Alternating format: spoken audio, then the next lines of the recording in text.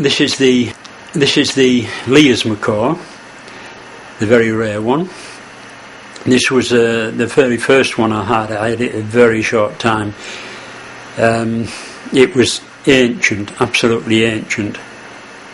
Couldn't fly, and unfortunately I got it far too late in its life. I then got a good, strong flying female from Burton on the Water, and I paired it up to this bird, which is the male from Brian Boswell in South Africa.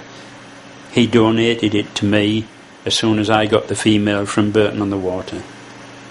And unfortunately I haven't made very many slides at this period, because after 1980 my friend Chris in Darlin, the professional photographer, stopped taking pictures and went off in a different direction.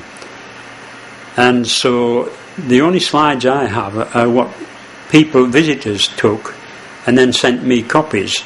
I didn't have a camera myself. Pair of Lears that came from Mulhouse Zoo in France. These had been treated very, very badly over the years. The poor old male on the left had been kept chained on a metal T-bar in a zoo in Paris, apparently, for 20 odd years. He had a poisoned toe which we had to remove. He was plucked on his breast. He had a hip wing, couldn't fly. Quite an old bird, and very, very poor condition. The female on the right, which was the one at one time we thought might be a glaucus, much smaller, much greener bird, she couldn't fly either.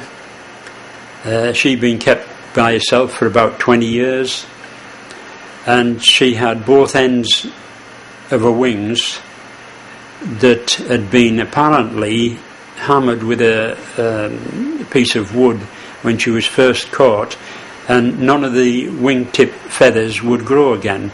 She could fly, but only down at about 45 degrees. But she was as fit as a lop, and I always thought that someday I would breed from her. This is that same female again on the right, and the one from South Africa. I tried them together, but they weren't very compatible. This is taken in 1997, I believe, and these are the male from South Africa on the left and the female that I got from Burton on the Water on the right.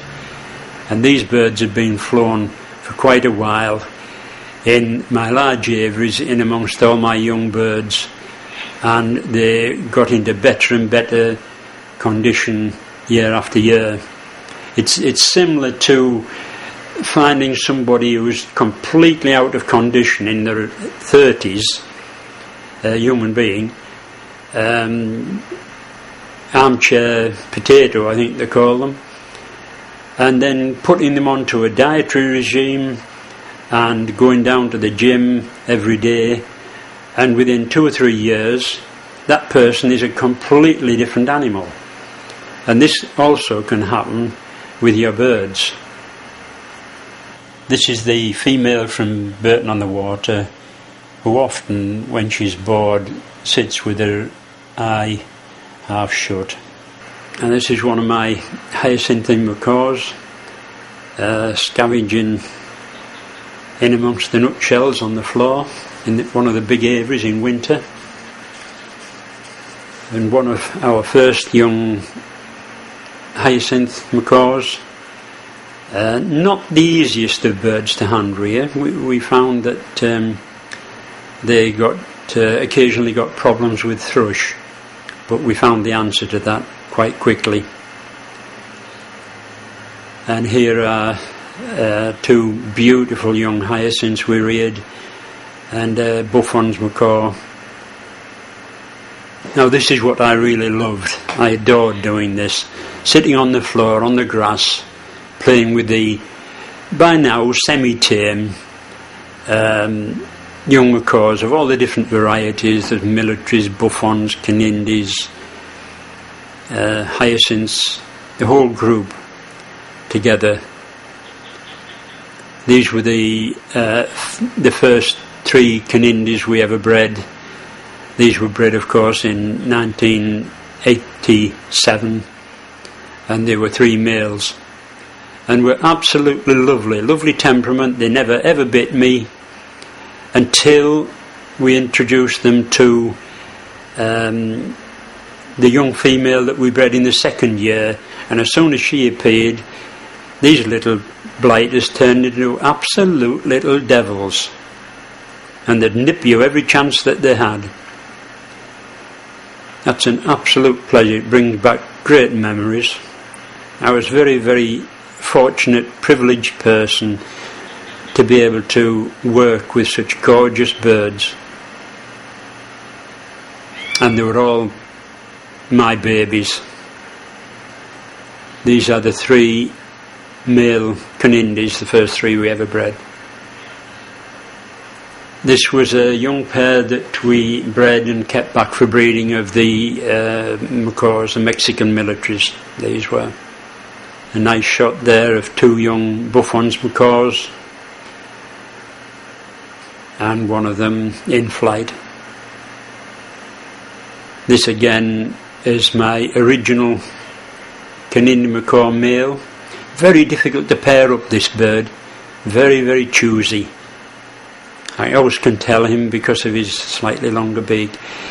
Now this is the pair of canindis that came from Munich in Germany, and there's a little story to tell about these. At the front of the nest box there's a piece of wood that goes across, and that was put there specifically to stop one occurrence. The first egg she ever laid in 87, I was so excited when I saw it, absolutely over the moon with excitement. And the next day when I came round to feed, and I checked, and there was no egg. And I looked in the flight, and I believe the female must have gone in forwards, these being horizontal nest boxes, and backed out and actually pulled the egg with her breast feathers probably, and it fell 7 feet to the floor and landed on approximately 1 inch of sunflower shells. And I thought, oh my God, look, it's broken. I went and picked it up, and it wasn't broken. I couldn't see a crack on it, so I immediately took it upstairs into my pigeon loft, popped it under a pigeon, took the pigeon's egg from the pigeon and put it under the pair of macaws. The pigeons then incubated the canindi's egg until it was almost ready to hatch, and I popped it in my incubator and hatched it out, and it was the first canindi ever bred in Europe. Meanwhile, the pigeon's egg that I put back under the canindis the following morning was smashed on the floor, which is some sort of a miracle. It just simply doesn't happen that the rare macaw's egg didn't get broken and the pigeon's egg did get broken. In the next 11 years, reared 38 chicks, and after customs took them away, they've never reared a single chick.